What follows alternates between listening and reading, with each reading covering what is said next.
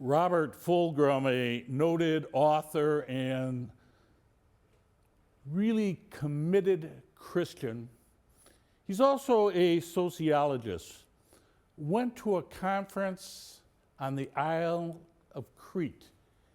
He went for a 3-day conference that was focusing on peace and justice in the world.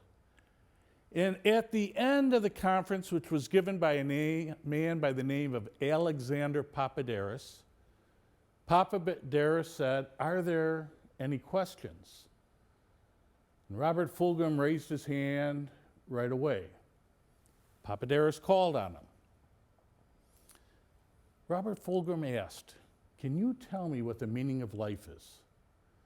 It was interesting. Some people in the conference kind of looked at him like he was an oddball.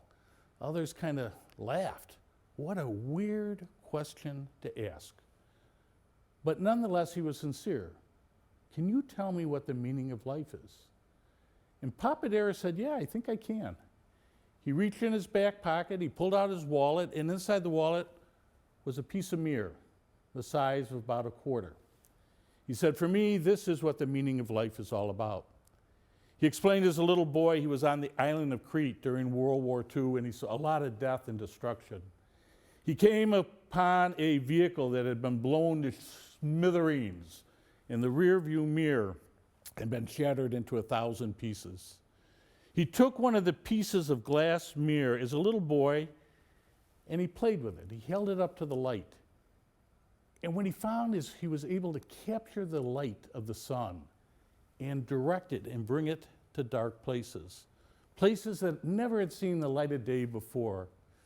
Over the years, he rubbed it on stone and brick, and he kept it in his wallet.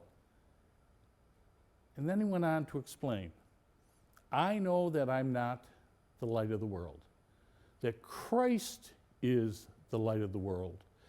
But as disciples of the Lord, we are to carry the light of Christ. We are to bring the light of Christ to places of darkness, the light of Christ to the places where there's hurt and division. We are to carry the light of Christ, the Christ bearers, as it were. Jesus says, you are the light of the world. Carry the light of Christ into the world. Bring light and hope and healing to others." That's what we do here at Mercy Home for Boys and Girls. How do we do that, you might ask? How do you do that, you might ask? Well, the great prophet Isaiah gives us a pretty good idea of what we can do. Care for the homeless, clothe the naked, feed the hungry, show compassion and mercy.